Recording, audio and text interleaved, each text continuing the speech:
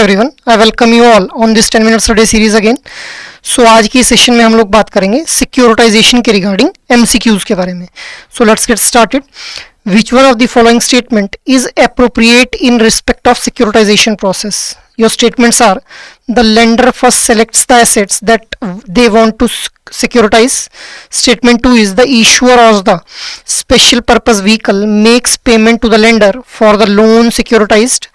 The assets are converted into a pool of security by the lender for the purpose of issuing pass-through certificate. The pass-through certificate are sold to other investors who are willing to invest. Your options are 3 only, 4 and 1 only, 1, 2 and 4 only, 1, 2, 3 and 4 itself. So securitization के process से regarding यहाँ पे जो है वो question frame किया गया है. So बताइए भाई what should be the right answer for this question? The right answer will be option D itself. That is all the given statements are the correct one itself. अब देखिए securitization देखने में बहुत ही heavy word लगता है, पर securitization का simple सा मतलब क्या है कि आप लोग जो है वो डेट्स को जो है वो कन्वर्ट कर दे रहे हैं किसके अंदर, सिक्योरिटीज के अंदर। ठीक है, डेट को सिक्योरिटी के अंदर कन्वर्ट करना मतलब डेट क्या हो सकता है, date can be auto loan, ठीक है, इसके अलावा मॉर्टगेज, ठीक है। तो अलग अलग तरह के जो लोन्स हैं इनको पूल कर लिया जाता है और फिर इनको जो है वो कन्वर्ट कर दिया जाता है सिक्योरिटीज के अंदर, और इन सिक्योरिटीज को फिर उसके बाद फिनेंशियल मार्केट के अंदर जो है वो बाय या फिर सेल जो है वो कर दिया जाता है। So this is securitization process. अब यहाँ पे होता क्या है, the lender first select the asset they want to securitize, मतलब जो लेंडर है जिसके द्वारा लोन्स वगैरह दिए गए हैं, ठीक है, उसके द्वारा उन लोन्स को सिलेक्ट किया जाएगा जिनको वो सिक्योरिटाइज करना चाहता है, मतलब जिनको वो इलिक्विड एसेट्स, क्योंकि वो उसने लोन दिया हुआ है, अगर वो रीपेमेंट आती है तो ठीक है, अगर रीपेमेंट नहीं होती है तो it is a kind of illiquid asset for him.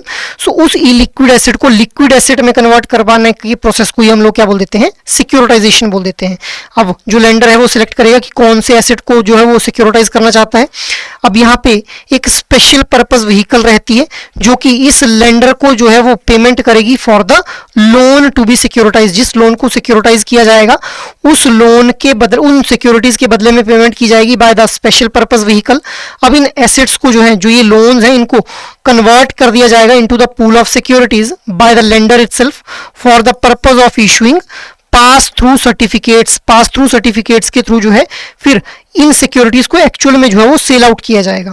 The PTCs are pass through certificates are sold to other investors who are willing to invest in these securities. So that is why option D will be the right one for this question. Moving ahead, what does securitization mean?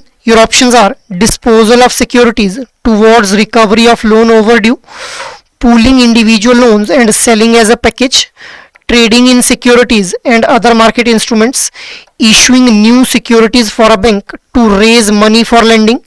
So securitization के regarding यहाँ पे question frame किया गया है, भी securitisation होती क्या है। सो बताइए what should be the right answer for this question. The right answer will be option B itself. अभी मैंने आप लोगों को यहाँ पे पूल कर दिया जाएगा और फिर उनको जो है वो पैकेज बना करके जो है उनको सिक्योरिटीज की फॉर्म में जो है वो सेल आउट कर दिया जाएगा। So that is why option B is the right one. Moving ahead, next one is securitization can be effected for standard assets only, rated accounts only, standard and sub standard assets, या फिर all of the above. अब ये जो securitisation का process है, मतलब multiple loans को जो है या फिर मल्टीपल डेट्स को जो है वो सिक्योरिटीज में कन्वर्ट करके सेल आउट करना, ये कौन कौन से एसेट्स के लिए जो है वो एप्लीकेबल रहता है। सो बताइए what should be the right answer for this question.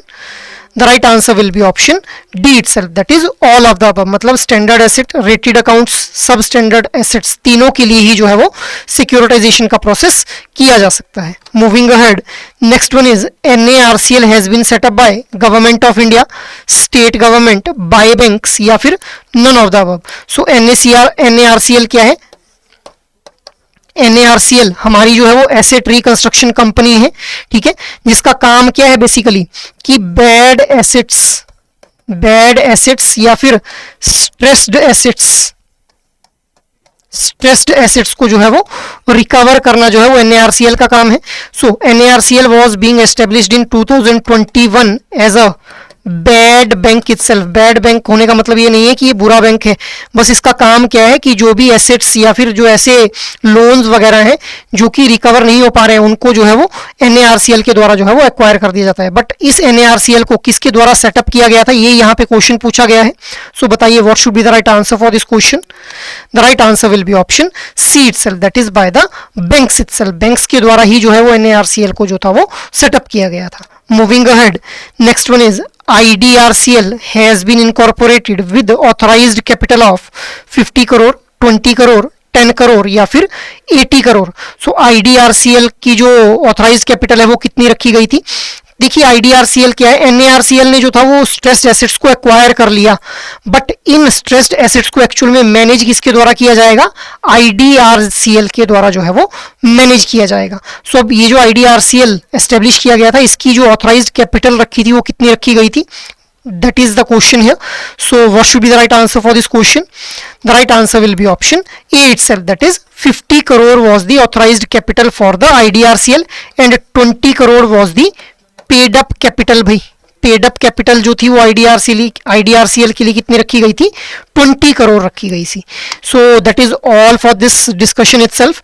अगर ये सेशन आप लोगों को अच्छे लग रहे हैं तो इन सेशंस को लाइक शेयर और सब्सक्राइब जरूर कर लें, और अगर आपकी कोई भी क्वेरी हो तो आप लोग मेल कर सकते हैं hello@edutap.co.in के ऊपर। जय हिंद।